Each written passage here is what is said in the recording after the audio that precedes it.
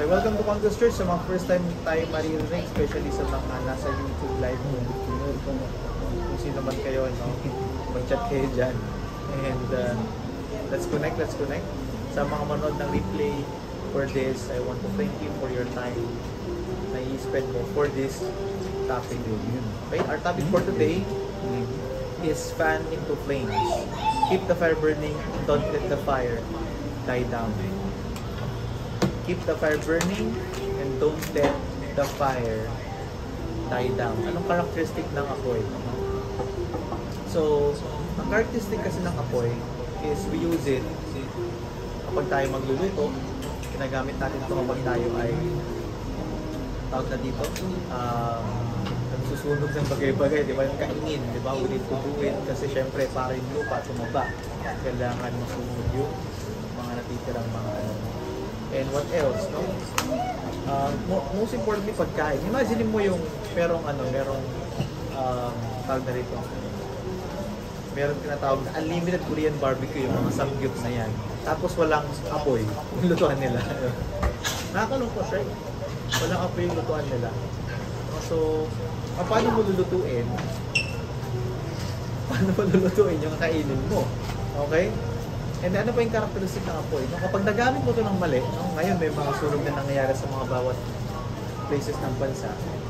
Pag napabayaan mo ito in a bad way, masusunog yung property mo. Right? Mapapaso ka, no? Sana, hindi ka naman mamatay kapag ka nasunog ka. So, maraming gamit ang apoy eh. There are good ways to use fire, there are also bad ways to use fire in a bad intention. Okay, fan into flames. Naranasan mo na ba yung umapoy kasi isang bagay tapos nawala din kagad yung apoy mo? Yung tinatawag na ningas tubo. So, meron akong isang kaibigan, no? Inino ko siya eh. In-invite ko sa isang business proposal. Sabi niya, ang problema ko, ningas tubo na ko eh. Sabi niya. Ako yung tipo excited sa simula, after wala na. Meron din ako mga Christians on my own span leadership in the past na sobrang ang lupit din ang ginawa kay Lord ng mabilis ha. No, pagka-encounter talagang ang daming nilid kay Lord. After nun, wala na. 1 year lang yung tinagal nun. Yung flame. Which is yun yung ayaw natin mangyari mga kapatid sa atin na tipong tayo as Christian as we are. So, you know what? You can lose your fire in any other areas. You can afford, I can say, to lose your fire in any other areas. Nawalan ka ng gana maglaro. Okay lang yun eh.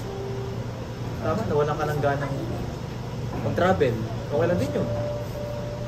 Nawalan ka ng gana magtrabaho. Huwag naman sana, di ba? Alam mo yun, nakawala ka lang trabaho. Di ba? Bandi na ako bukas. Hindi pa ka natapos yung linggo eh. Alam mo yung Friday night pa lang, Monday na naman next 2 days. Ayoko na mag-Monday. Pumikit lang yung weekends. Friday night pa lang, bro. Alam mo yun, huwag naman sana tayong tambayan sa ganung bagay. Lalo sa mga kalalakihan dyan. Okay? Bawal tayong tambayan. Bakit? Eh kasi, lalaki tayo eh. Di ba? So, alam mo yun, we can afford in any other things. Nawalan ka ng ganang.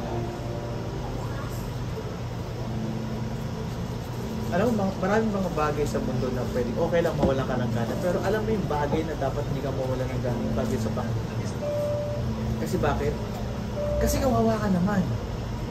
No, I pity a person who is losing his fire to the Lord and he's just allowing it. Parang okay lang. No, nawalang ganang mag-Bible reading. Okay. Yun ang pinakamalupit eh. Mag-isimula yung devil sa'yo sa Bible reading. Pag nawalan ka ng ganang mag-pray sa Bible read on your own, mawalan ka ng ganang mag-Bible study at Sunday service. I'm telling you yung muna. So, mauuna muna yung devotion tsaka prayer mo bago yung Bible study eh. Kasi pwede umaattend ka ng Bible study ng Sunday service, hindi ka nag-devotion, hindi ka nag-pray. Right? Yes or yes? Amen ba doon? Yes. Kasi hindi yun eh. No? Attend ka na, alright! Ikaw pa yung ikaw pa yung nag-preach. Si Kuya Joey, no? Mas biglang grabe. You know what? To be honest with you, a confession to make. Hindi ako nawala ng gana. Pero nawawalan ako ng time. Sobrang dami ng pinagagawa ko sa buhay. And in this past few days, sabi ko kay Janet, I've been reading 20 chapters. Kasi Bible reading ko, New and Old Testament. Yung nakasat kasi sa inyo is old right? Nasa ano na kayo ngayon, Joshua, Judges na kayo, na? O, di nyo alam. Nasa Judges na kayo. Ako kasi, Old and New Testament, dalawa yung binabasa ko. Per day.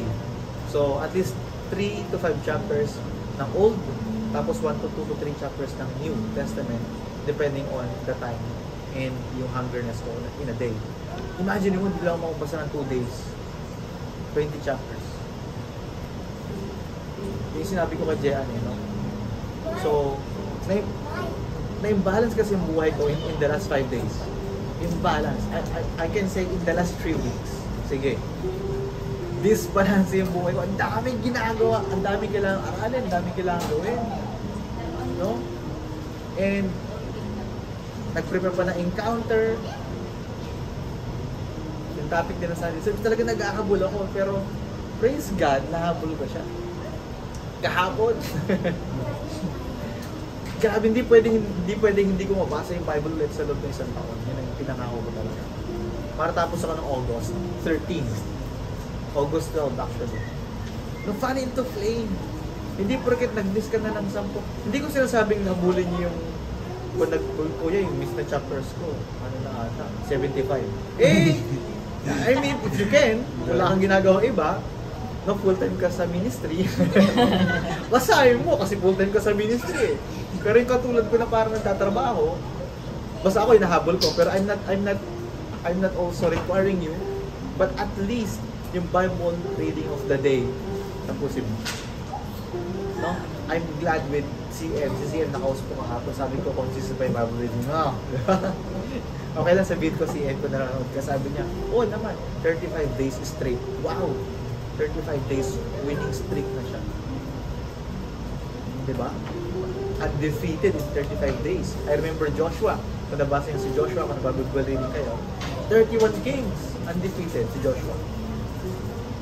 Joshua, son of Nun, Davilia. Hindi, joke.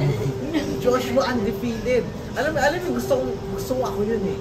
Nung binigay sa kanya ni Moses yung leadership from God, yung gusto ni God, si Joshua, hindi siya natalo maski isang beses. Imagine, si David, tinalo ng babae, si Joshua hindi. 31 kingdoms conquered. Kasi nga hindi natapos yung pag-conquer nila. So si Joshua ngayon, yung next 31 kings, imagine that. Pero nagka-problema, next year natin pag-usapan. Hindi nila napasa ng maayos eh. Let's go, no? Leviticus chapter 6. Starting to verse 8. Okay, sabi nito, the Lord said to Moses, give Aaron and his sons this command. So, sino si Aaron? Kuya ni Moses. Pero sino yung leader? Si Moses yung bunso. Imagine, hindi porket bunso, di ba? O, panganay si Miriam, pangalawa si Aaron, pangatlo si Moses. Okay? Ang leader si Moses, tapos si Aaron, yung priest. Okay? And then si Miriam, hindi ko alam kung anong role niya. Okay, sabi dyan, these are the regulations for burnt offerings. Ano yung burnt offerings? Ito yung mga animals na sinusunog sa altar dati. Dahil sa mga kasalanan ng mga tao. The burnt offering is to remain on the altar hearth. Ano yung hearth? Sa sahig banda na meron kasi doon yung parang chimney. Throughout the night till morning, the fire must be kept burning on the altar. So hindi pwedeng mawala yung apoy ng altar. Hindi pwedeng mawala yung apoy ng altar. Sino ba nagsindi niyang apoy na yan? Alam niyo kung sino nagsindi? Si Lord eh. Siya yung nagpa-apoy niya. Para nung encounter tayong lahat, ang nagpa-apoy sa atin ang Panginoong Diyos. Tapos responsibilidad natin na hindi mawala yung apoy na yun. Gagatungan mo. Di ba mahilig ka manggatong? Yung mga kapatid, no, before we go on, manggagatong ka na rin lang, gatungan mo na yun sa tama. Right? That pag kinausap ka ng kaibigan mong nangihina, sunog na sunog, hindi naman sunog na sunog. I mean, aapoy siya. Hindi yung masusunog siya. Apoy na apoy. Sino dito may kaibigan ka na kapag kinausap mo parang on fire ka kay God? Yung parang pag pinakinggan mo on fire ka kay God, feeling mo rapture na next time. Tapos tara mag-invite. Grabe, di ba? On fire ka kagad eh. Pero meron ka namang kausap na nakaka-drain. Pag kinausap mo, mukha pa lang niya, drain na drain ka sa drain. Grabe naman to, Lord. Upos na agad yung fire ko. Grabe, ang lupit na ito. Ang sabi ng Panginoon dito, lahat kayo, okay, simula kay Aaron, dapat katungan ninyo to. Mahirap sa atin, iba yung ginagatungan eh. Di ba? Hindi, buti nga, di ba? Yung mga ganun eh. Oo nga, yung mga ganun, di ba? Pag may nagbigay ng chismis sa'yo, huwag mo paapoyin. Alam mo si ano, oo nga, no? Hindi ko naisip yan, pero napansin ko. Na-observe ko nga, hindi ko lang ma-articulate. Na-articulate mo ganda eh. Nangutang din siya sa akin. Pagbabayad.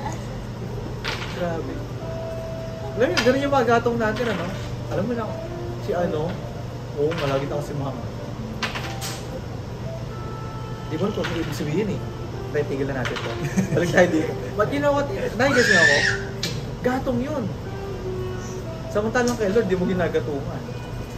Diba? Verse 10, the priest shall then put his clothes with linen undergarments next to his body, and shall remove the ashes of burnt offering that the fire has consumed on the altar, and place them beside the altar. Pakinggan nyo ito mabuti mga kapatid. Bakit may ashes? Ashes is an evidence of previous fire. Ashes is an evidence of a previous fire. Meron ka bang kilala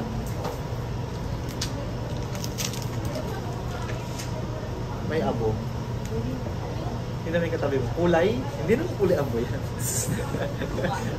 Amoy? Ang sabi ng Panginoon dito, nirecognize din ng Panginoon yung ashes. Diba? Nirecognize din ng Lord yung ash. Ang sabi niya is, remove the ashes. Evidence yan ng previous prayer. Ibig sabihin, umapoy ka na dati. Naubos lang. Umapoy ka na dati. Uulitin lang natin. Better than ever.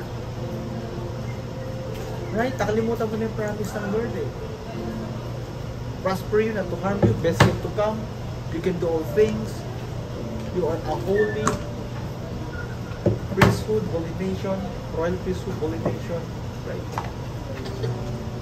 Yung palang I can do all things, hindi mo alam kung gaano ka-powerful yun. Remove the ashes. Alam mo yung mga ashes na it is something in the past na kiniklaim ko pa. You know what I can say to you? Sige, a confession to make. I cannot outwork myself when I was in college doing the ministry now as I am leading the Baptist Church compared to I'm leading this by not just Bible studies but Bible studies. Hindi ko ma-outwork yung sarili ko noon. I'm not sure. No, siguro. Hindi siguro. Accurate siguro sinabi si Solomon na parang habang bata ka pa, tindihan mo kay Lord. Kasi pag matanda ka na, lalo di mo na kaya. May anak ka na noon. Papaaral ka na noon. May negosyo. May trabaho ka na noon.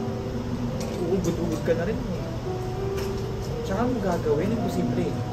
Kaya nga sinasabi ng mga iba na parang bata pa ako eh. Next time na akong papagamit kay God. May next time pa ba? Para pag namatay ka. Right? Kasi yung bata, kapag bata ka pa, wala ka pa masyadong na-experience na worry sa buhay. Kasi pag tumatanda ka na katulad ni Bernard, may worry ka na, magtatrabaho ka talaga eh. Dati kasi wala kang worry, nagbibigay ng allowance sa'yo. Di ba? Right? Aral ka lang. Kung pumasa. Kung hindi pwede. Dapat pumasa. Right? Merong previous fire sa'yo. Nalusaw lang. Naubos lang yung kahoy. Ang gagawin, remove it. Ito yung past na hindi ka makamove on. Buti pa dati. Para yung mga Israelite, buti pa sa Egypt. Nilalatig ko kayo doon, guys. Okay lang sa inyo. Okay lang. Previous fire. Next. 11. Then he is to take off this clothes and put on others and carry the ashes outside the camp to place that is ceremonially clean. So to place that is ceremonially clean. Ilalabas sa bahay yung ashes. Kasi hindi mo na kailangan yan. Hindi mo na kailangan ng old memories.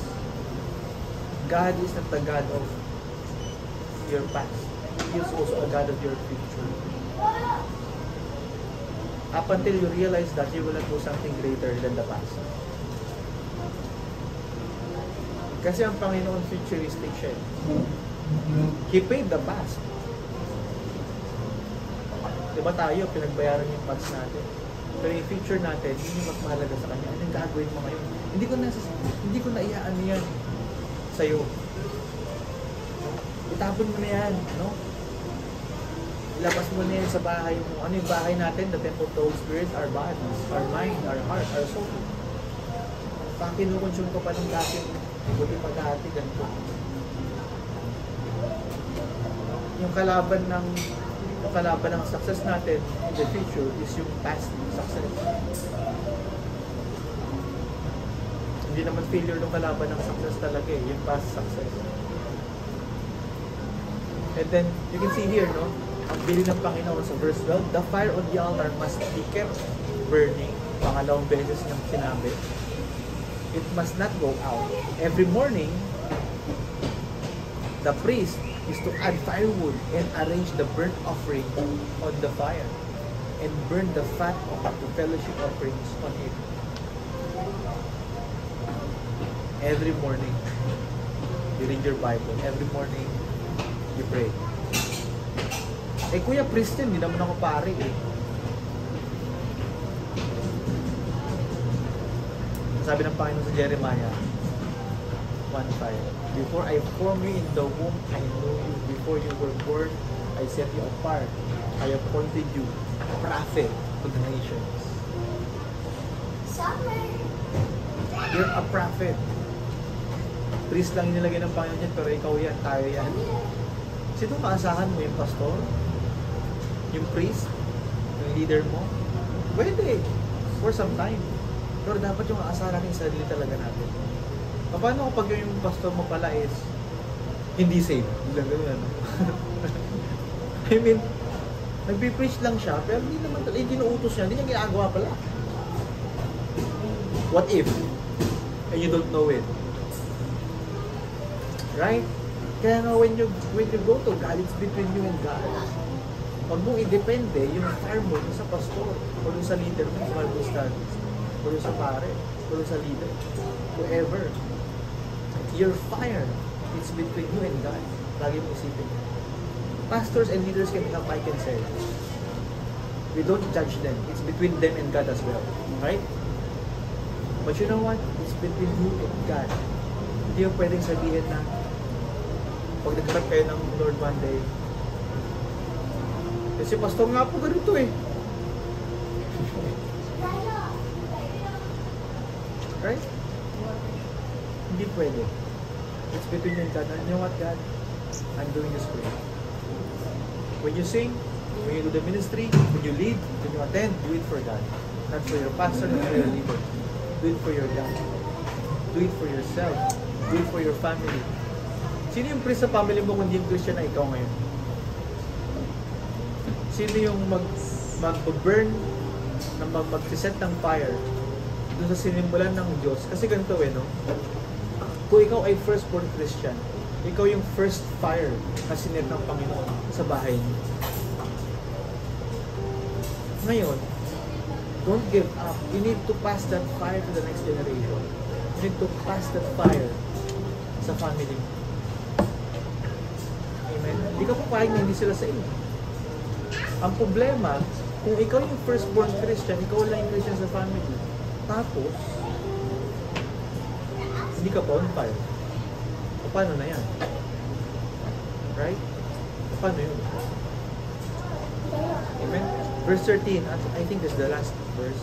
The fire must be kept burning 3 times na inulit ng Panginoon. Imagine 5 verse, 3 beses inulit ng Panginoon yung bidding niya. The fire must be kept burning on the altar. Continuously, it must not go out. As if inulit-ulit niya ng important na nga, sabi niya ng unang must. Pangalawa, must be kept on burning. Pangatlo, fire must be kept burning on the altar continuously. Nilagyan pa yung continuously. It must not go out. Hindi pwedeng mawala yung fire, kapatid. E ano ngayon, kung wala ng Bible study, set yourself on fire.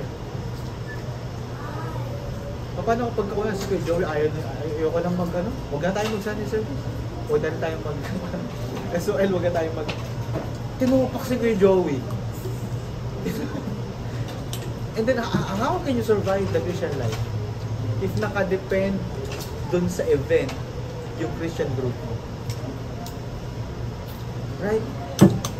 And I'm telling you, this is a different story. If you are just attending and you are leading, you are the fire setter. Pag sinabing may SOL, ikaw yung nagtuturo. Pag sinabing may encounter, ikaw yung may delegate. Hindi yung ikaw yung, tara punta tayo. Ano eh? Kasi, hindi niya masabi. I mean, kung ikaw pa yung tipong hinihila, tapos ikaw naman nagpapahila, masarap kaya hilahin. You're not yet the fire setter. Pero ikaw na yung sa point ng buhay mo na minsan lang yung buhay. Minsan ka lang maging Christian talaga. And then forever na. Ba't hindi yung patindihan? Ba't hindi yung patindihan? Kung magbabasa ka na rin lang, continuously every single day. 1 chapter, so be it. 1 verse, so be it. Kung yun na yung kaya eh. Amoy mo yung Bible, yun na yung kaya eh, no? Hindi, magbasa ka. Ako kasi naamoy ko bago eh. Sarap eh. No? I mean, dapat ikaw yung setter ng ngayon. Matagal ka na din. Matagal ka na din. Hindi na dapat ikaw yung in-invite, pinapalo at dapat ikaw yung nagsiset. Pag ikaw yung kumilos, on fire lahat. Pag nakita ko nung iba, on fire lahat, grabe kung si Bernard, grabe kung si John, grabe kung si Leo, grabe si Jaya. Iba na siya. When 2023 siya, hindi na siya yan. Mas anointed na siya, mas on fire na siya, mas committed na siya, mas matinding siya. Glory to glory. Hindi yung laging from darkness to light. No? From darkness to light. Right? God's instruction, tatlo. Number 1, remove the ashes. Alam niyo ba, na like kami sa province namin, hindi ka pwedeng maggatong ng maggatong kapag punong-puno na ng abo. Kasi bakit? Hindi na apoy yun. Yung abo, papatayin niya mismo yung apoy. Kapag punong-puno ng abo, pag nilagyan mo ng gatong yun, saan ka magsisindi? Wala eh. It is your past. Yung abo, tanggalin mo na yung past mo. Past sin, past guilt, past condemnation, nagawa mo kanina, okay lang yun. Naisip mo sa yung driver ng jeep, wag! Buti lang, di mo tinuloy. Ano yun, Kuya Joy? Wala yun. So, tanggalin mo muna yung mga abo. Right? Pag natanggal mo yung abo, tsaka ka you know what? Ganito, naisip ko din, yung mga kapatid, saan ka kukuha ng panggatong?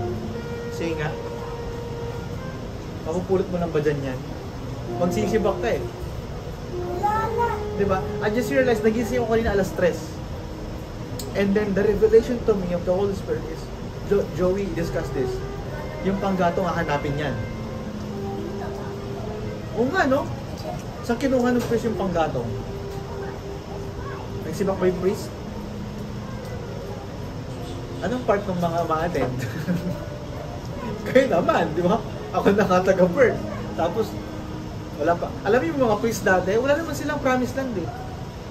Sabi ng Panginoon sa kanila, I'm your portion, wala kayong lupa. Ang hirap kaya mag-lead. Pray ka ng pray, Lord, bless mo yung mga tao. Tapos yung mga tao, pag na-bless yung leader, tinako niya sa tithes. I mean, really, you know it, right? Kaya ayoko maging pastor eh.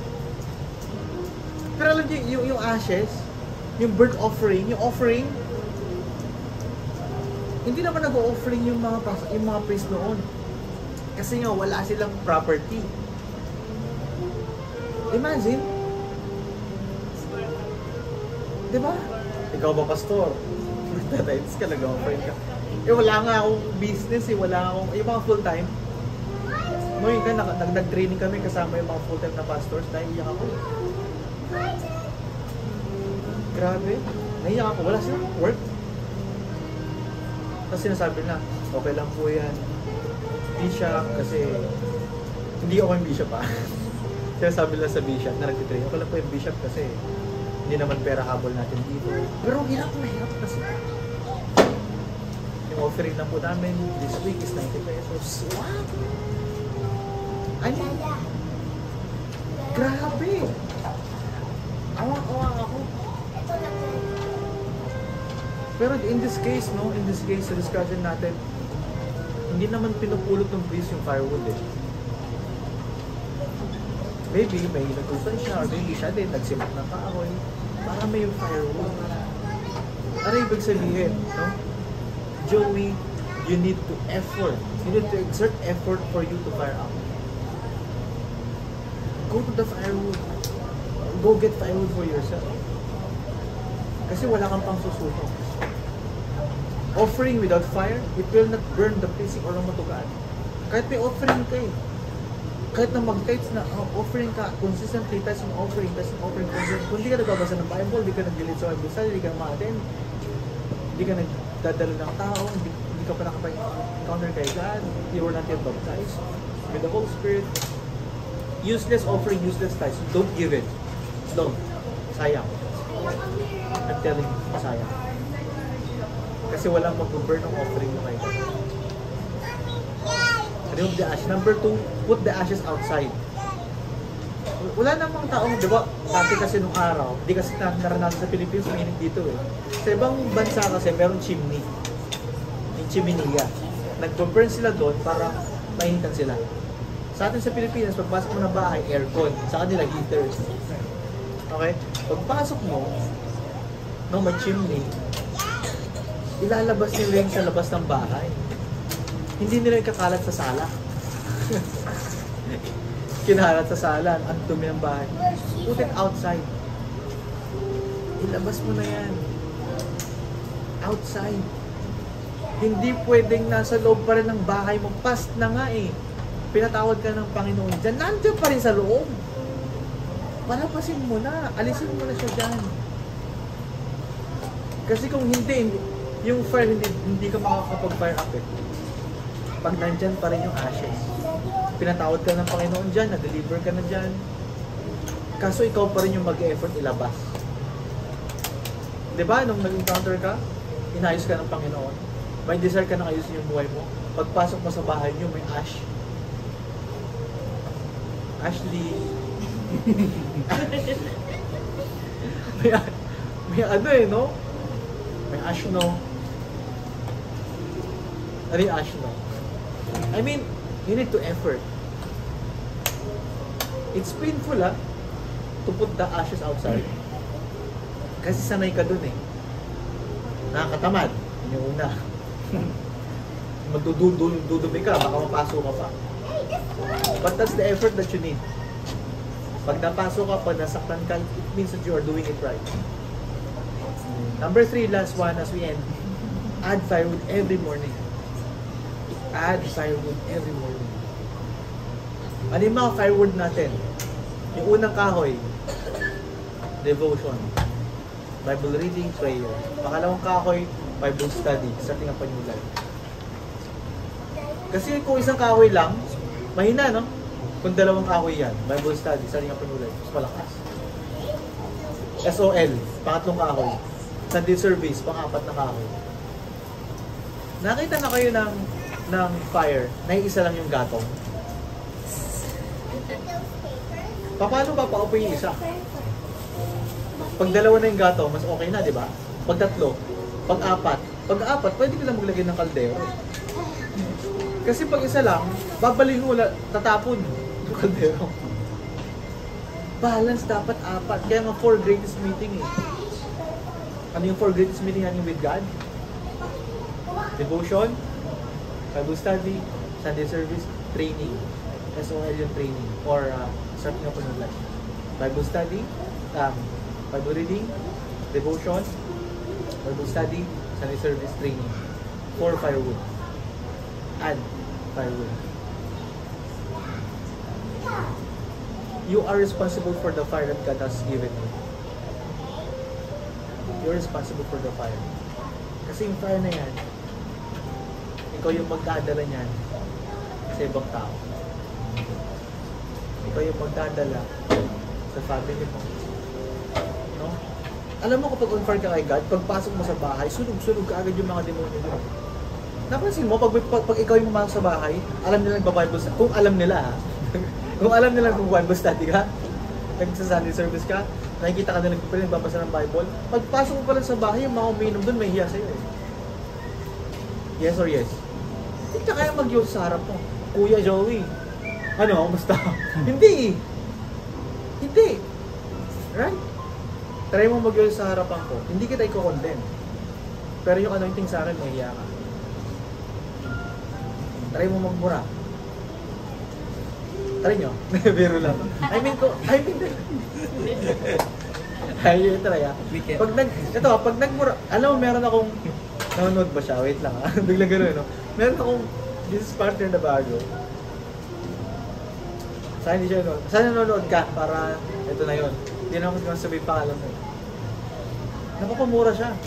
Pero kasama ko siya 144 disciples sa kay Bishop dati, Oriel Valiano. Solid leader, committed, malupit. Pero ngayon, dahil medyo nawawala sa church, nagmumura-mura siya. Ang sabi niya,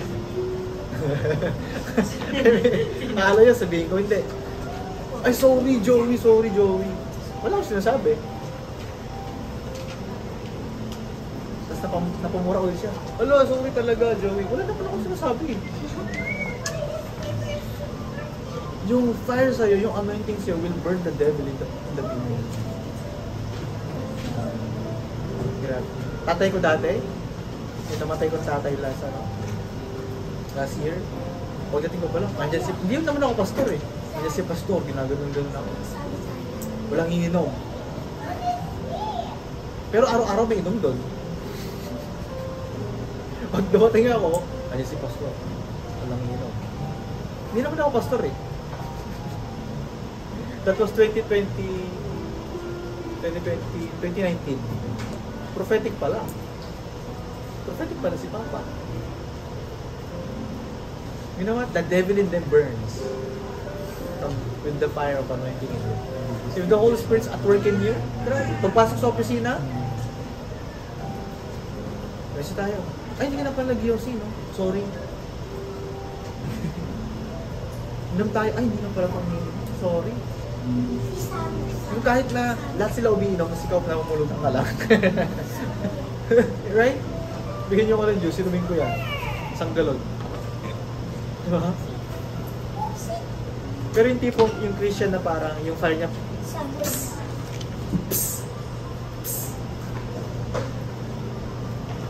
consistency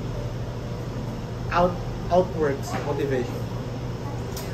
When the time comes that you are not motivated, that's the time your discipline of consistency to check in.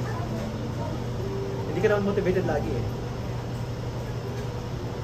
Motivation only lasts for some time. O yung toothbrush ka, parang toothbrush lang yan. Toothbrush ka kahapon, ngayon hindi ka mag-toothbrush. Parang motivation. Ganoon lang din. Pero yung consistency, it will outwork of a demotivation. Kaya may mga tao, nood ng motivation, dinig ng preaching, pero walang consistency sa sarili, doesn't work. Will not finish the race of the Christian life. You know what? As we end, no, this is my prayer to every one of you, that you finish the work of this Christian life. Na hindi ka mauupos, hindi ka mausunog, hindi ka mamatay ng hindi ka on fire. At pag namatay ka, on fire ka kay ganong time na yun. Hindi pwedeng wala kang gana, tapos doon ka namatay. Sakto ang malas. Hindi yun malas eh. Intentional kasi siya. Amen? I'm happy as long as you're doing your devotion, Bible reading every single day, even if I don't know it, I'm happy. I'm happy. Ang goal ko sa inyo, hindi yung i-control ko kayong lahat, yung mag-devotion kayong lahat. I don't check it. I won't. It's between you and God. Hopefully you're doing it. Sana makasama ka namin sa langit. Can I clear? Yun lang naman eh. Yun lang naman ang goal ko eh. And you also that should do something to someone else. The best gift that you can give to a person, not the car, not the house, not the money. The best gift that you can give to a person is the salvation of the person's soul. What else can you pay? Give that person 10,000, give that person 1 million, pero sa hell naman punta. Useless. Give that person car, give your daughter, your son, brand new car, brand new house, brand new condo, good education. Of course. Why not? Kay Joey, dapat ba nakafocus tayo sa heaven lang? No. Dapat sa earth din, right? You bet. Yes. But that's not everything. Kaya nga sabi ng Panginoon, life to the fullest. Ano yung to the fullest? Life to the eternal. Ibig sabihin, hindi lang dito iisipin mo. Isipin mo dito, yes. But don't worry about it. I'll give it to you. Matthew 6:33. Seek first the kingdom. I'll give it to you at the right time, at your right character. But don't forget, do something else for the advancement of the kingdom. Sayang yung buhay. Yayaman ka lang. Of course. Okay din naman yun eh. Maski naman ako, bulto din naman yun. Kaya nga nagpupursige kami every single day, every single night. Eh. Kaya nga puyat eh. Kaya nga pagod. Why not? Right? Kasi gusto ko mag-earn ng malaki para makapagpatay tayo ng magandang building. Yun ang goal ko. Eh kuya, ba't hindi sarili mong bahay? Pwede rin. Pero yung gusto ko mag-earn ng malaki para meron tayong bahay. Kasi walang bahay si Coco. That's what burns in me every single day. You are the priest in your family. Lastly, before we pray, you are the priest in your family. Huwag mong iasa yung salvation ng family mo nung sa kapatid mong hindi umahatid ng Bible study. Kasi pag sumuko ka, baka siya yung ma-invite ng iba. Tara, Bernard, dating tayo saan? Concourse Church. Huh? Dating dyan ako eh. Right? Alam mo anak, dati ako malupit ako dati, kumakanta pa nga ako eh. Ano nangyari tayo? Ano eh? Naupos ba? Kaya no? Alam niyo, gusto kong makita sa akin ng mga maging proud sa akin yung mga anak ko. I hopefully ganun din kayo. Yung nakita nila, yung tatay at nanay nila, hindi sinukuan, yung bilis sila sa Panginoon. Kahit gaano kahirap, kahit gaano kalayo, kahit gaano katindi, kahit iniwan sila. Ako pa naman yung taong di marunong sumuko, mga kapatid. Kung meron man ako dito sukuan, ito siya. Kaya nga sabi namin ni Jean, life verse niya, life verse ko din. This life, sabi niya Apostle Paul, this life is worth nothing to me. My only aim is to finish the work that the Lord Jesus Christ has called me heavenward. In Christ Jesus, yun na lang yung only aim ko. Everything else, paparami tayo ng pera, of course. Use that in the advancement of the kingdom. Ayaw matid, libre mo. Libre kita Starbucks, libre kita kape. Sama ka. Right? Use worldly wealth so that you will gain eternal friends. Sabi ng Panginoon sa Kristo. Huwag mo ilagay sa tiyan mo lahat, kaya lumalaki yan. Amen? So, guys, you are the priest in your family. Kung wala nang pray sa inyo, ikaw nagpapray. Kung wala nang babasa ng Bible sa inyo, ikaw yun. Kung wala pa nang encounter, wala pa nang baptize sa inyo in the Holy Spirit, ikaw yun. Kung walang gustong mag-save sa family mo, ikaw na. Pray for them every single day. Pray, Lord, save my family. No one will die in this family unless they are all saved. Yun yung promise ko talaga. This family. Amen? So, as we close, no, into prayer, ikaw yan. Mahal ka ng Panginoon. Ayaw ka niyang mawala. Ayaw tayong mawala. Ayaw tayong manghina. Because the devil is just waiting for you to burn out. Well, na-burn out ako eh. Na-burn out, ibig sabihin, na-out yung burn. Nawala yung fire. Ano yung sabihin na burn out? Ang katumbas nun, brown out. Pag walang fire, ito nasabi ng Holy Spirit kayo na sa akin alas 3 ng madaling araw na ginising ako, it takes an effort to bring firewood, right? Pangalawa, why do you need fire? Kasi madilim pag wala. Madilim pag walang oil. Yung light bulb, pwede naman yun eh. Kuryente lang yung ginamit. Kapag wala ka sa bahay, madilim. Pag nandun ka maliwanag, you are the light of the world. You are the light of the world. Yung mga hindi makita, kapag kinuusap ka, bubuksan yung mata nila. Yung mga nadidiliman, maliliwanagan. Pero kaibigan ganon, hindi maliwanagan. Kahit anong paliwanag, di ba yung paliwanag, para yung maliwanagan ka. Kahit anong paliwanag, hindi maliwanagan. Ang weird. Ikaw yung liwanag sa bahay niyo. Huwag kang nanghina. Pag nanghina ka, madilim na naman doon. Right? Let's pray together. Manalangin tayo. Let's pray.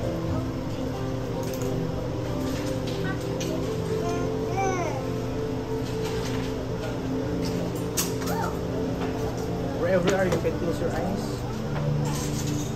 Manalangin tayo lahat mga kapatid.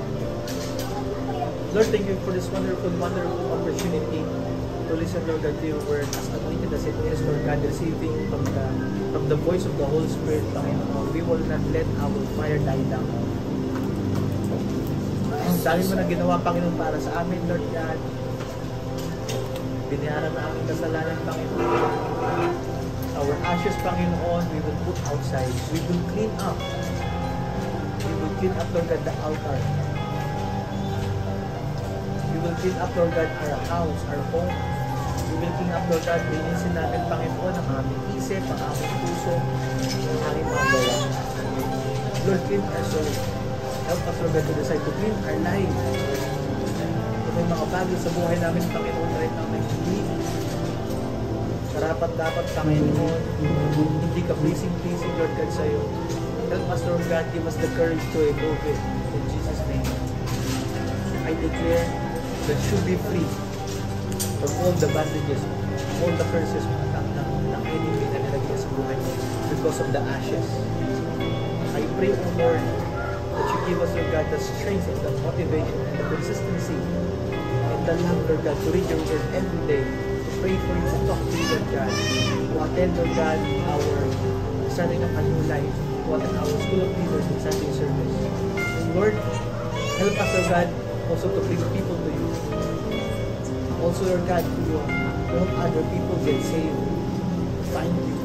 Lord, maraming salamat for this wonderful changing opportunity that that we have accepted, Lord God, today, we will bring forth fire with Lord God. Hindi ka namin bibiguin. We will pass this fire to the next generation. We will pass, Lord God, this fire of salvation to our family who are unsaved.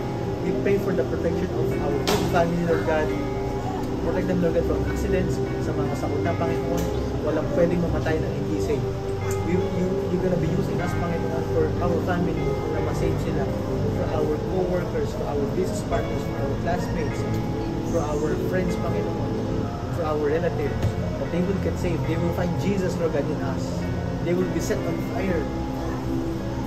Because, Lord God, you have set us on fire. Maraming salamat, Panginoon. We thank you so much. We give you glory, honor, and praise.